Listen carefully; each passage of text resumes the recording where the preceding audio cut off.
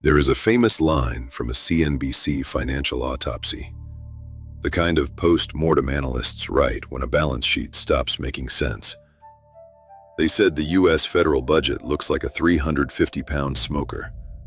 High blood pressure, clogged arteries, a man who keeps ordering dessert while the cardiologist is still in the room. The diagnosis was grim, but it was a warning, not a verdict.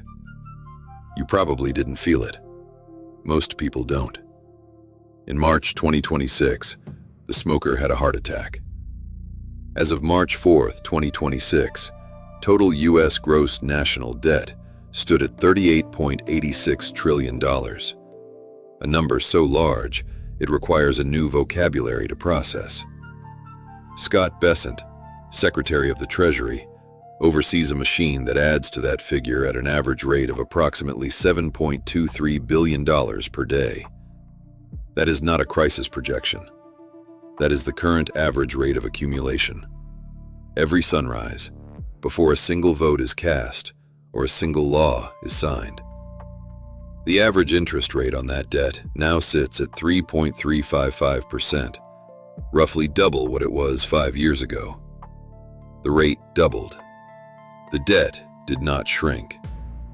In Q1 of fiscal year 2026, something happened that had never happened before in the modern budget era. Net interest payments, $270.3 billion, officially surpassed defense spending for the same quarter. The United States government, for the first time, paid more to service its debt than it paid to fund its military. Philip Swagel, director of the Congressional Budget Office, projects net interest outlays will reach approximately $1.0 trillion for the full fiscal year 2026, consuming roughly 13 to 14% of all federal spending. The military is second. Think about what that means for a moment. That $1.0 trillion interest figure is not a budget line. It is a gravitational force. Every dollar committed to interest is a dollar that cannot be a school, a road, a soldier, or a hospital. The Treasury is no longer primarily a governing instrument. It is a debt servicing machine that also happens to fund a government on the side. And the gross national debt approaching $39 trillion that drives this machine, a figure that translates to $288,283 per U.S. household, is, by the GAO's own admission, likely an undercount. The Department of Defense carries material weaknesses so severe that the GAO cannot issue an unmodified audit opinion on the consolidated federal financial statements.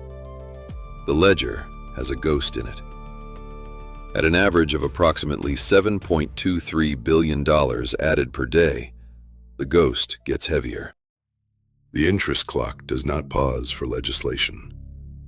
By the time Philip Swagel's Congressional Budget Office published its latest long-term outlook, the arithmetic had already moved past the point of comfortable denial.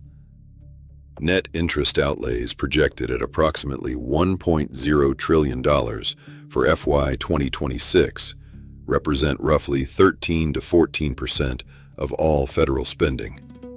Not a rounding error, not a footnote. A permanent first-tier obligation that arrives before every other line in the budget is opened. Scott Bessent's Treasury does not choose whether to pay it. The payment is automatic.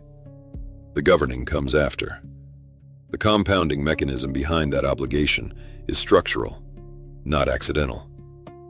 The average interest rate on the gross national debt now sits at 3.355%, roughly double the rate from 5 years ago.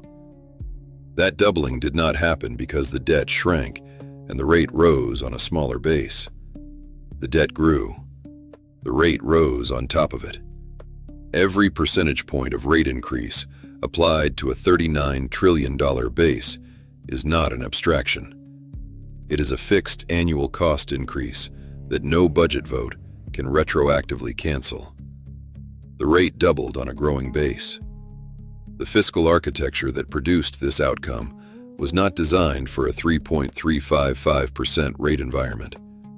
It was designed for the near-zero rate world that existed between 2009 and 2021, a world where borrowing was functionally free and the cost of carrying the debt was a manageable line item. That world ended. The debt it produced did not. What remained was a balance sheet built for one interest rate environment, now operating inside a completely different one. And the gap between those two realities is measured in hundreds of billions of dollars per fiscal year. The old math no longer works. The GAO's position on this balance sheet is not ambiguous. The Government Accountability Office cannot issue an unmodified audit opinion on the consolidated federal financial statements, not because of a procedural technicality, but because of material weaknesses concentrated at the Department of Defense. The DoD's financial systems contain gaps that prevent a clean reconciliation of the federal ledger, which means the gross national debt approaching $39 trillion, the number Scott Bessent's Treasury reports, the number Philip Swagle's CBO projects forward, is a figure derived from a ledger that the government's own auditors cannot fully verify. The machine is running. The books are open, but the bottom line has a ghost in it, and the ghost has been there for years. The Social Security Old Age and Survivors Insurance Trust Fund has a depletion date. It is not a projection dressed up as a warning. The Social Security Trustees Report sets it at 2033. The Congressional Budget Office, under Philip Swagel, has moved that estimate forward to 2032, 1 year earlier than the official government position. When that fund is exhausted, current law does not trigger a bailout. It triggers an automatic benefit cut of more than 23% to every recipient. No legislative fix exists. No bill has passed. The clock is running without a plan. The Medicare Hospital Insurance Trust Fund carries its own timeline.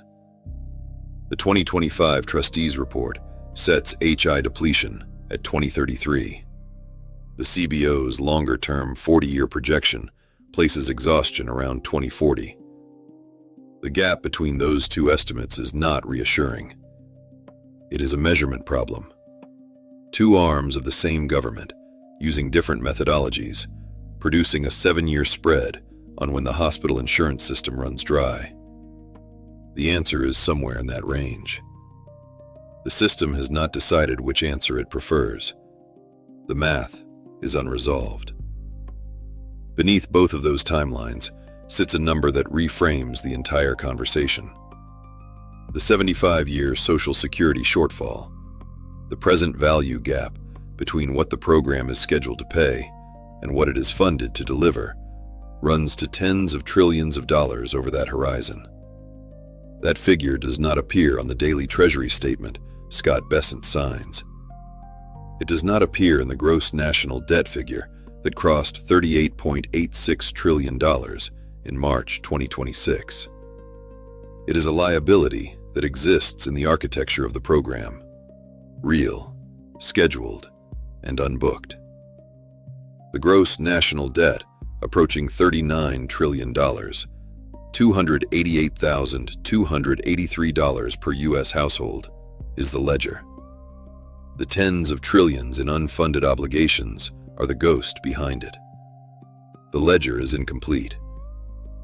Here is what the complete picture looks like in March 2026. The gross national debt averages approximately $7.23 billion in new accumulation per day. Net interest outlays are projected at approximately $1.0 trillion for the fiscal year. More than defense, more than any discretionary program. The first line paid before governance begins. The Social Security Trust Fund has between 6 and 7 years before automatic cuts activate, with no legislative remedy in place. The Medicare Trust Fund has between 7 and 14 years, depending on which government estimate you use. The Department of Defense carries material weaknesses so severe that the GAO cannot sign off on the consolidated federal financial statements. And the gross national debt, approaching $39 trillion, $288,283 per U.S. household, is built on a ledger that the government's own auditors cannot fully verify. The vault is open. The books are running. The bottom line has never been formally confirmed. Subscribe to Leviathan Files. The clock added another $7.23 billion while you watched this.